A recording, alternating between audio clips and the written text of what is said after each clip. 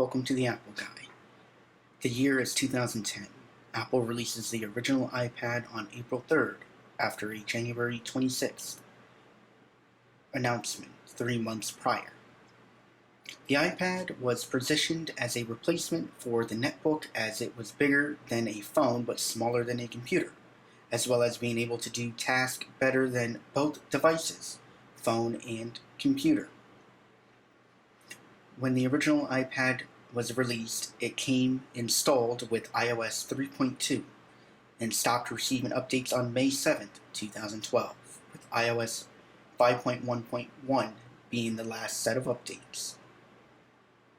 The design of the iPad is a aluminum back with a glass Apple logo at the center, which allowed for Wi-Fi and Bluetooth reception, and has 3 plastic buttons. First, at the top right-hand corner is your sleep-wake power button.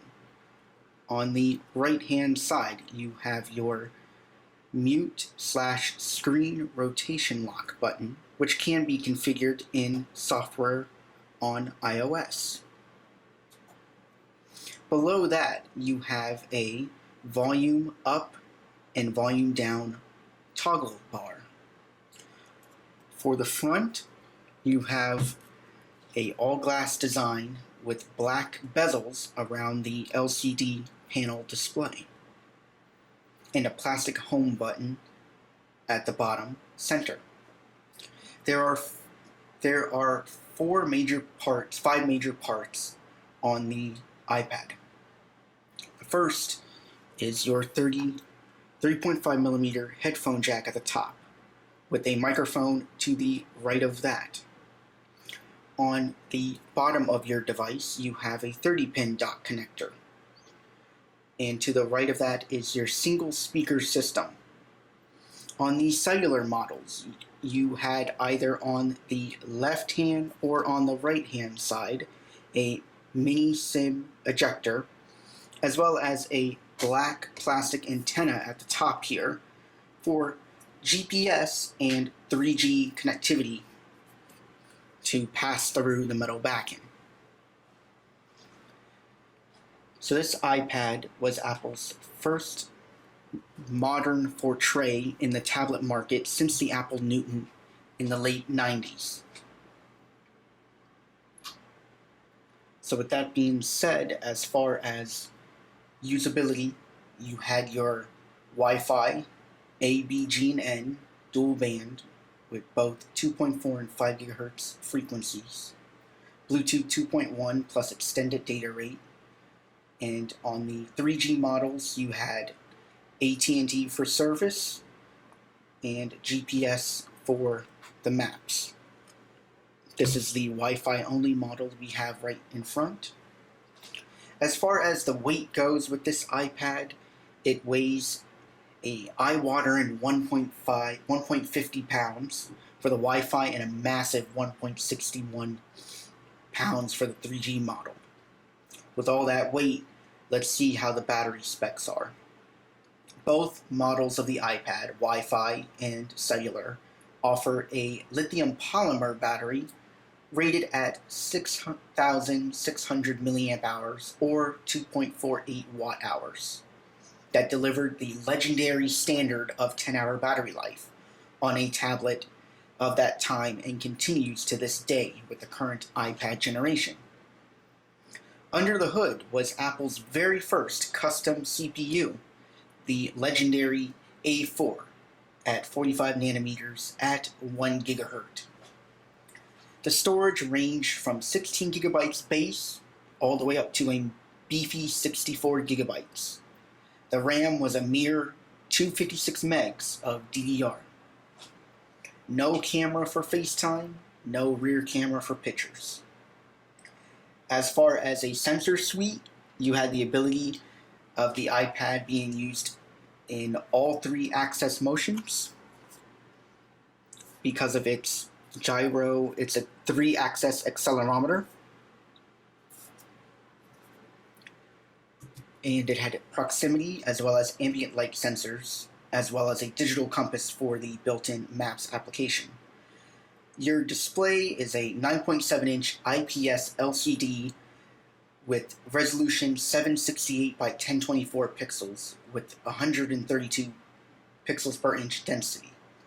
Starting price for the Wi-Fi model was $499, and it went up an extra $100 for the Wi-Fi plus cellular model. So this iPad was very unique when it came out in 2010. Because back then you had what was called netbooks. They were smaller than a laptop, less power, less screen, less battery life, poor performance, usually ran an Intel Atom processor, which was notorious for slowdowns, bottlenecks, and overheating in some aspects. When Steve Jobs announced this iPad in January of 2010, he positioned what the iPhone did, which was phone calls, a smaller display for reading text messages, and doing phone-related tasks basically on a smaller handset at the time, which was the iPhone 4 at the 3.5-inch display size. In the middle was netbook. Didn't do better than a phone, did worse. To the right, Steve Jobs had a computer, a laptop, a full powered house computer, 15-inch display, CD drive, CD DVD drive, all your USB ports, all your Ethernet ports, just loaded up. Did way better than a netbook. But it wasn't as portable as a iPhone or smartphone at the time. So then the iPad replaced the netbook market for the post-PC era, which is the era we're still in now. Because this iPad can do things that are better than better than a smartphone with its bigger display, but at the time, not as good as a traditional laptop, which today that is changing, of course. But that's how this iPad was positioned. As you can see here, it runs, of course, the full version of iOS, or at the time, iPhone OS 3.2. So it had all the same features. You have your messages, your calendar, your notes, reminders, Google Maps built in, YouTube built in, video, contact, Game Center, iTunes, App Store, Newsstand, and settings, as well as Safari, Mail, Photos, and Music. So this iPad has all of the capabilities that you would want in a portable computer device of today, but back then. The only difference was it didn't have its own set of native apps like iMovie, Photoshop, Final Cut, Logic, Xcode, apps that are today still being transferred over in code-based to the iPad Pros, which are obviously much more beefier than this tablet. But this iPad is perfect for reading books, watching YouTube videos, streaming movies was the big thing on here. Using this as a big map when you're traveling and things like that, if you had the GPS model, the 3G GPS model. Responding to email on a bigger display without going to your laptop, using a touchscreen. And you have what was still a full-size keyboard on your touchscreen. So we'll go into Safari here. And what Steve Jobs touted at the time, which it still is today, you have a full-size on-display keyboard, which you can use comfortably just like that in landscape and portrait mode. So that's why it never had a physical keyboard not sold with it, but like built onto the device, of course, but you can use a Bluetooth keyboard, and that was sold at the time with this device. So this iPad is a very extraordinary device. Even 10 years later, you can still use this for multiple things. It still has a capable Wi-Fi radio in it, still has a decent Bluetooth radio in it. The only things that do not work today are the dedicated YouTube app and the newsstand and the App Store. You can still go on the App Store because I can show you guys right now. It does go into the App Store, but it's obviously a older version of the App Store. But it will show you new apps that are available and whatnot. But of course, a lot of the older versions of these apps are no longer on the App Store. So with a modern tablet like this, you can still hook it up with your 30-pin to iTunes. You can still hook it up to macOS Catalina with the music app and still put your music, your videos. You can still put your photos in here. You can still put your music. You can still log into mail clients, do the mail app, or you can go through Safari. Even though it's an older version of Safari, you can still do everything you need to do through there with some limitations. Those limitations are Google Maps through Safari does not work, but the Google Maps through here work. As I can show you. There's Google Maps. And look, we can even put in a location, like let's say New York. And you can see it, look at that, it populates, it still shows the traffic and everything. This still works, so you can still use the map app today. You can still use Google Maps if you want, even on this old iPad, which is awesome. Calendar still functions. Messages, it functions if you have an old, like if you never updated your iOS device and you're still using like an older iPhone or whatnot, and you don't like the new iPhones and you love the old version of iOS and you're just that type of person, yes, that's still going to work. iMessage is still going to work. iCloud is still going to hook up. The only thing is with iOS 5.1.1, as far as iCloud and iMessages, is that when you sign in and you have two-factor authentication set up in the modern security platform for iCloud, it will not work on this device. It will prompt you to put in a security code. You will get that notification on your newer iOS device, but it will not put the field for you to type that in whatsoever. So be mindful when you want to try to link up old technology with the newer iOS device. You got to realize there are security changes since this iOS version obviously was released. But as far as going on the web, I made some bookmarks that you can put on here, like YouTube, the NPR, Google search. You know, I put some little websites that I go to constantly just to see if it still worked, which was pretty awesome. So let's take a look. Let's jump into YouTube first of all. And you can see it loads up in the Safari browser. It's obviously the mobile version, but it's obviously through the web browser since the dedicated app doesn't work. And let's see if I go to one of my videos. We'll see if that works. We'll go to my channel. Here's my channel at the top here. And let's see if we want to click on one of my recent videos. Let's see if that plays. And you can see it loads up pretty darn quickly for this device, besides the obviously video itself, which may or may not play. This is actually the first time actually testing it. It will load to the website, but it may or may not actually do anything. It doesn't look like it's actually doing anything. Let me click on one of my other videos, see if it does anything. Okay, so it looks like you can go to YouTube, but it's not going to play any videos as far as I'm aware right now, guys. But you can read comments and subscribe to my channel or whatnot. So that, I mean, it gives you the benefit of subscribing if you want to go ahead and do so. As far as other other web pages, I should say, like CNET, that still loads.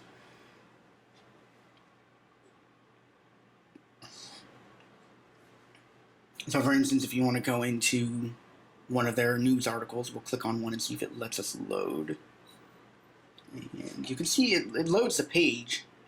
Now I just want to see if it lets us. There are going to be some question mark icons, and that was something that people complained about when this iPad originally came out, because it didn't support Flash, which people were like, if you're going to replace a netbook, why doesn't iOS support Flash or be able to download Flash? Steve Jobs simply said HTML5 is the way to go, which, in all fairness today, Flash is being phased out, and he was right. HTML5 is more secure and a much better platform to go with. But as far as right now loading up this website, there are going to be some missing links just because Safari itself does not support the newer standards. But as you can see, when I click into it, it does load the page. It's not going to load it perfectly. You know, there's probably an image missing, of course, and it's going to load it. You can see there's going to be obviously missing links, text, videos, whatnot. But if you guys still have one of these original iPads, you can still go on these websites and browse. Just, it might be more secure this way in a theory because you're not going to have embedded links, embedded videos, pop-up ads, since they're going to use the newer Safari standard. But that does not make this version of iOS or Safari secure today whatsoever. Just pointing that out there, guys. But in theory, some aspects are. As far as Apple's main page, it does load Apple's page. Obviously, it's going to be a little bit slower at the end here, but you can see it shows the brand new iPhone SE. It's going to miss a couple pictures here and there. It's going to miss some things that are on the iPhone 11 picture, and the links are going to be a little bit off-colored or whatnot. So it does show their stuff. You know what? Let's see if this thing actually plays one of Apple's promo videos for their thing. So it loads it. Let's see if it's actually going to play a promo video. No, it crashes.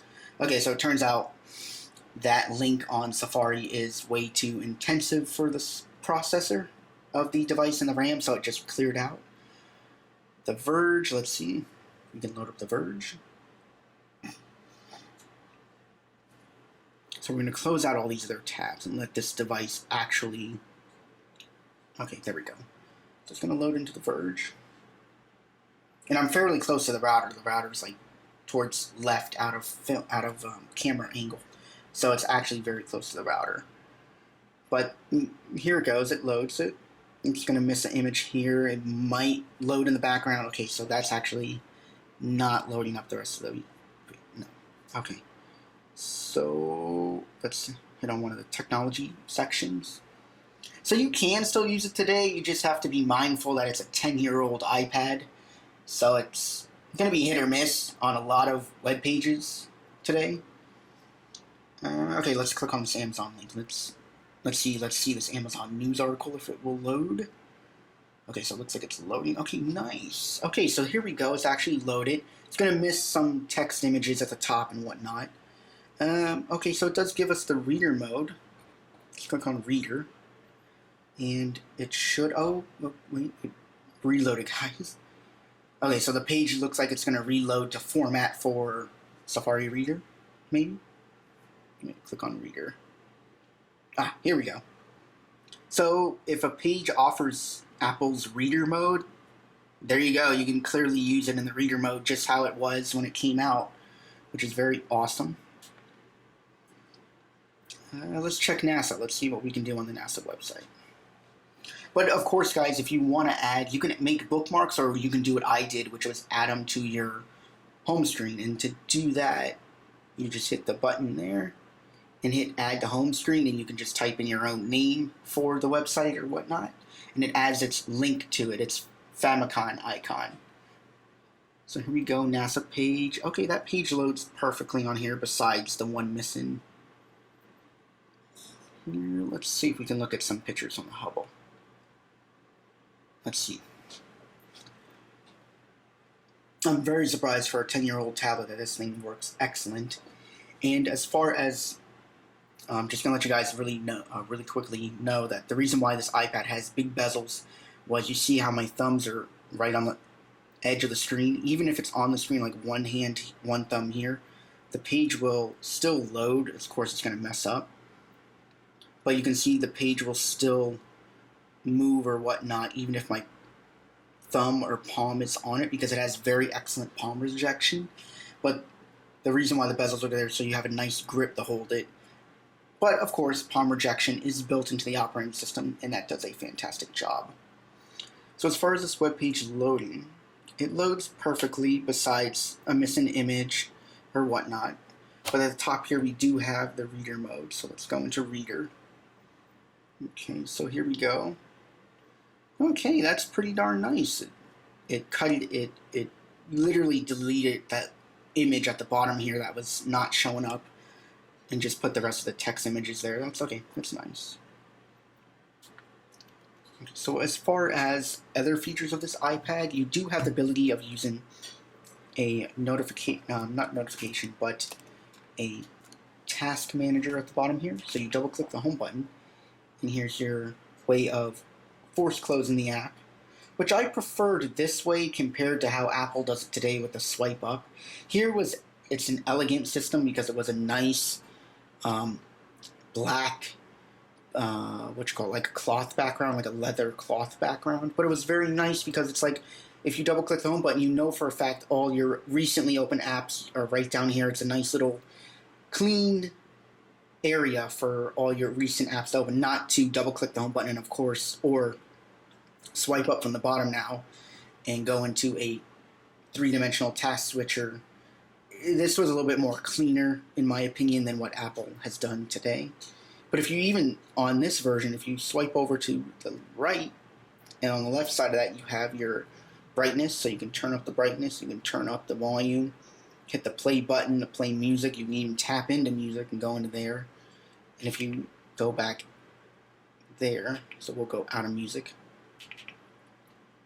and if you hit the rotation button here, you can actually, by software, lock the rotation without even controlling the other physical toggle switch on the right hand side. So in settings, this was it. It's basic. It's your basic settings. And as far as controlling, here we go. So here's your use the side switch. It's set to mute. So when I pull down on the slide switch, it mutes. And if I move up on the slide switch, it unmutes. Now if I click at the lock rotation and I move down on the side switch, it locks my rotation. Look at that. Now, does that change the functionality of the software feature? Yes. Now you can mute or unmute in here. So you have two ways of either muting the volume through software or screen lock through software or through the side switch. So you have the reverse opposite. So now we'll turn this back to mute, and it's obviously going to mute. So we'll do that. And if we go back into the app switcher, there it goes. Screen lock is back to the way it was. That's pretty cool. iOS gave you two options of doing that. iOS 5.1.1 is just basic with the settings and all that, still basic to the iPad. And of course, yeah, their dedicated Twitter login, which may or may not still work. Bluetooth to turn on here, it's separate from the Wi-Fi or whatnot. Picture frame was only a feature that was added on to the first generation iPad. And essentially, if you have pictures on this device, you can actually, which is one unique thing that you can still do with this iPad, is load it up with a whole bunch of pictures, and you can have it do an origami or dissolve style and shuffle the photos. And you can basically have it as a digital picture frame, and that's one thing that Apple wanted this iPad to do, because you can have it on a stand sitting up like that and it displays your pictures and stuff like that. That feature should have returned to iPads today, in my opinion, because that's a very nice feature. Because people at the time, even today, a lot of people leave their iPads at the house, and you can have it as a picture frame while it's charging. And let's say you have a nice stand that you're charging it on, and you pass by it, you can have pictures showing on it. So that was pretty neat that this original iPad does that, and this iPad, personally, I will use it for that feature, of course. But otherwise than that, this iPad is an amazing product Apple has brought out back in 2010. And as always, guys, if you guys like this video, give it a thumbs up. Leave a comment down below if you had an iPad like this. And if you still use this iPad to this day, what do you mostly use it for, whatnot. And as always, guys, I'll see you again in the next one.